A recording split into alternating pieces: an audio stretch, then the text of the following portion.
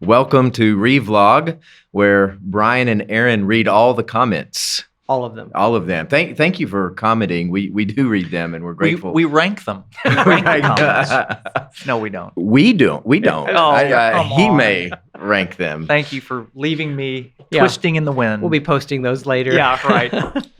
The last shall become first. The first shall become last, right? Yeah.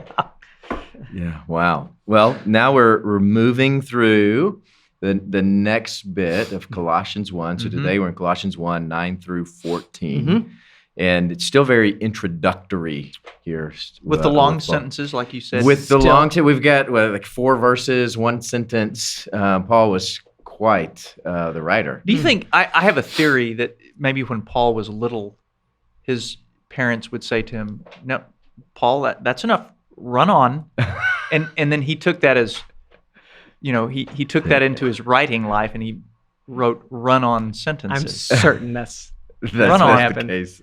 Run on. anyway. Yeah, I don't know. I think when you're talking about deep theological things, you can keep adding these clauses Yeah. to strengthen the argument and strengthen the theology with clause after clause after clause, which Yeah. So by the time you get to the end, you don't even know where you started. right. Is that- Well, sometimes, especially in Romans, you get with Paul, you're like, where did this clause Yeah. start? I mean, where And did then this the next thought paragraph start? is, anywho. Yeah. And they go, Yeah, that's right. That's right. So, leaving the sentence structure aside, let's talk about the content. And Bryan, why don't you get us started? Your initial reaction to this text. Verse 9 struck me as quite a prayer. We have not stopped praying for you that God would fill you Yeah. with the knowledge of his will. That is amazing that we could, this is more than just, please help Aaron have a good day, Right. or help Aaron know which, way to go on this decision. That you would pray for somebody to develop gradually a familiarity with how God Yeah. acts. Yeah, and it's a moves. beautiful blessing to pray over someone. I mean, we could It use is. these same words, and it is remarkable how theological Paul is in his prayer over these people, where he's showing them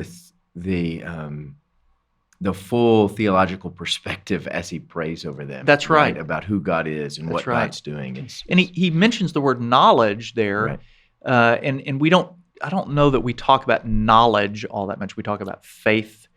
Well, I think if we do in the church, we usually in a negative context where it's That's not right. it's not about the knowledge, or it's not Right. just about the knowledge, but he is bringing But that spiritual into bear. knowledge is Yeah. actually possible. In fact, I would think that would be the end of our faith.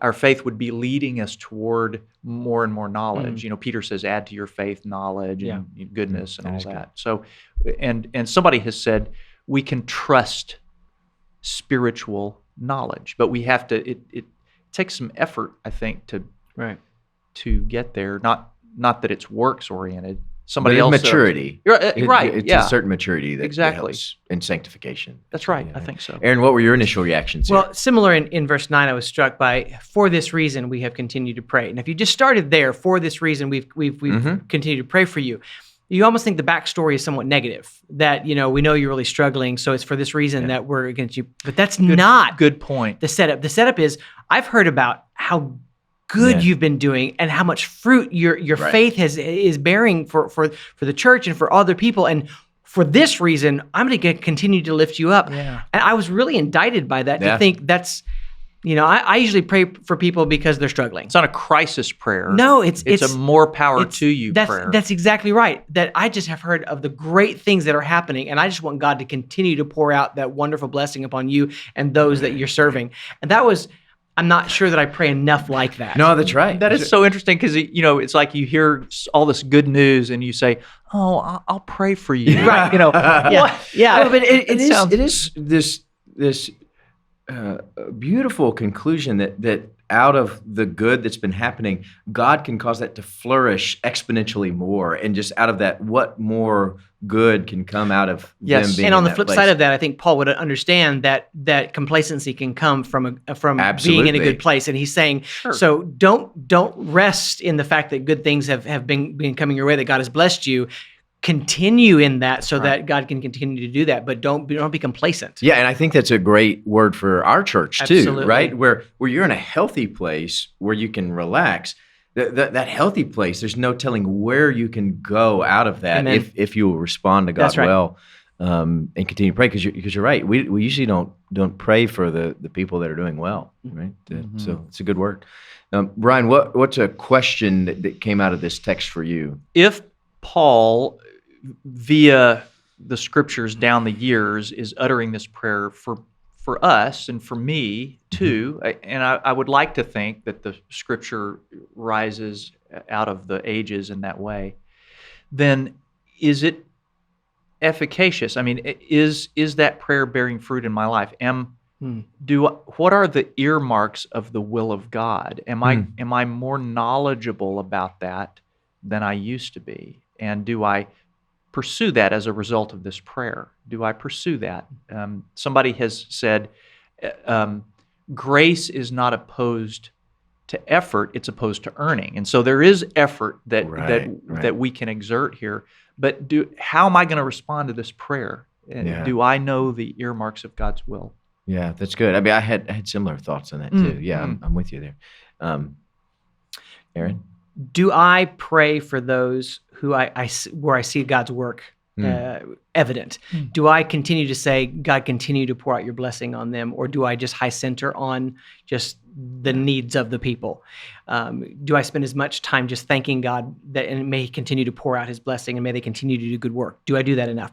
That's my question to myself and for others. And then in my blessing, am I complacent? Yeah. So it's just looking at both sides of the coin, just to say, let us continue to do good things, and let us continue to just strive after the knowledge and understanding the fullness of who God is. Yeah, perfect. Good. Perfect. I love that. And we really kind of left off the last bit of this passage on the Christ, but that'll really move into the next week. And so There's too much there. There is too much there, and then we'll kind of move into this perfect description of Christ in the coming weeks in the rest of Colossians 1. So look forward to that. So thank you for being with us, and please comment below. We love to hear your reactions and your thoughts to Colossians 1. Thanks.